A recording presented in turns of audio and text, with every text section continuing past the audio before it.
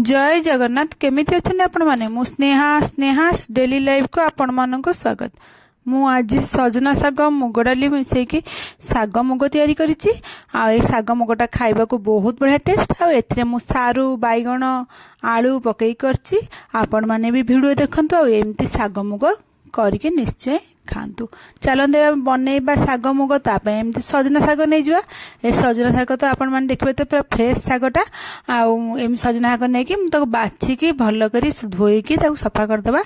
आपण मैंने तो जो सजना साग छड़िया शिखी तापर आम से देखा आपण मानक मुग डाली नहीं मुग डाली अल्प गोटे 2 मुठा हम नहीं आको भाजी दे कंचा मुग डाली आपण मान किणा थी ताले भाजी देवे ना भजा मुग डाली थे डायरेक्ट धोईकी प्रेसर कुकर में पकईदे लुण हलदी अल्प पानी देकी जी मुग डाली नहीं डबल पानी देकी 2टा सीटी देदेवे। देखो 2टा सीटी हो गला गैस ठंडा हो गला मुझे लिड खोलिकी आपण मानू देखा आम मुग डाली भी 80% ऊपर सीझी गलानी। मुझे साइड रख देती सजना साग को भी बाछिकी धोईकी रखी एठी मु आपण मानू परिवार देखा सारू आ बैगण आलू आपण माने साग मुगरे केवल ये 3टी परिवा ही ऐड करिबा। बेसी परिवा पकेले भल लागेनी।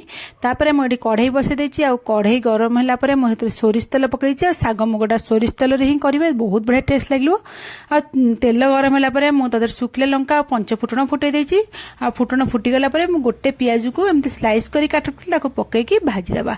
जेमती पियाज हल्का गोल्डन कलर हेकी भाजी जो तार पानी अंश मरी जिवो। देखते एबे मीडियम फ्लेम करके मुझे पियाज भाजी दूसरी। देखो आम पियाज एबे गोल्डन कलर हो गला। आकु पियाज बेसी समय भाजिया दरकार नहीं। एठी मुझे जो काटिक रखी सारू बैगण आलूर छोट छोट करके से परिवा 3टाक पकईदेवा।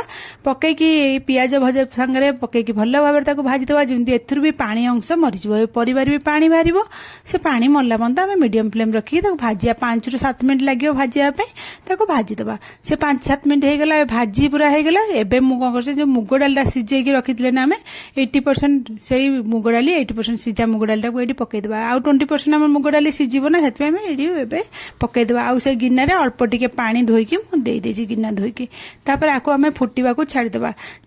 5 मिनिट मीडियम फ्लेम रे आपको फुटे देबे। जेमती हमर परिया तो छोट छोट करी कटा है जेमती परिवा गुडा भल कर सीझी घोड़े की 5 मिनिट फुटे देबा। तापर सही भीतर मुझे आपन देखुची रसुण आ कंचा लंका मुझे छेचिकी रखी। आ रसुण कंचा लंका ही छेचा पकेबे बहुत बढ़िया लागिबो।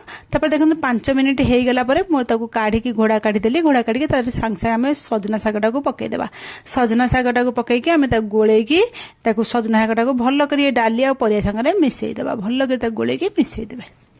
आपण माने जदि साग पकेला बेले देखुथिबे टिके पानी कमी जाउछि बोली ताले आपण माने एठी गरम पानी भी टिके ऐड करि पारंती।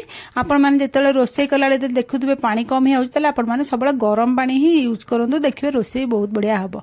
तापर एठी देखंतु भल भाबरे गोळी देली। आ सागटा भी हमर फुटिबा आरंभ हेलानी। आ साग बेसी समय सिझिबा को टाइम लागेनी। तापर मु एठी कोन करछि ना गोटे चामच चीनी पके देछि। हमर चीनी पकेले साग मुगटा बहुत बढ़िया टेस्ट लागे। आपण माने एटा केबे स्किप करिवेनी। चीनी निश्चय पकेबे। चीनी पके देकी हमें गोळे देबा भल करी। तापर आम साग मुग कलरटा सुंदर देखा जाए मुझे हलदी गोटे अध चामच पकई देछि। आ जो रसुण आ कंचा लंका जो छेचिकी रखी ना से छेचा रसुण आ कंचा लंका आपण माने एठी पकईदेवे। आउ रसुण कंचा लंका केबे स्किप करिवेनी। एटा पकईले ही आम साग मुगटा बहुत बढ़िया टेस्ट लागिबा। बास्ना बहुत बढ़िया आसीबो।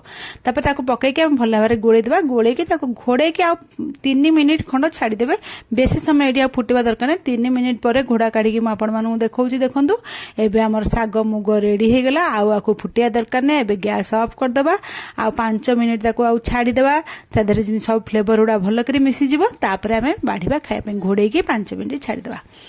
देखो ए 5 मिनिट मु घोड़े छाड़देली। देखो आम साग मुग देखा जाऊँगी बहुत बढ़िया टेस्ट लगे खायापे। आपण मैंने भी निश्चय थे बनातु। पखाल भात गरम भात सबुथिरे खाई परिवे। भल लगिले मो चैनल को लाइक शेयर सब्सक्राइब निश्चय करेंगे। कमेंट माध्यम मते निश्चय जनइबे आज रेसिपीटी आपण मानू केमिति लगिला। मुझे आपण मानू बाढ़ी की देखे दूसरी। आपण मैंने एठू देखिले ही जानीपारे एटा केते टेस्ट होइतिबो। सतरे साग मुगटा बहुत बढ़िया टेस्ट लगे। खास कर सजना सागर साग मुग निश्चय थे ट्राए करंतु। देखिए घर लोक समस्ते पसंद करेंगे। समस्ते खाइबा को बहुत भल पाइबे। आ बहुत बढ़िया टेस्ट आर रोची काली आपण मानक पई गोटे नुआ रेसिपी नहीं आसीबी। जय जगन्नाथ।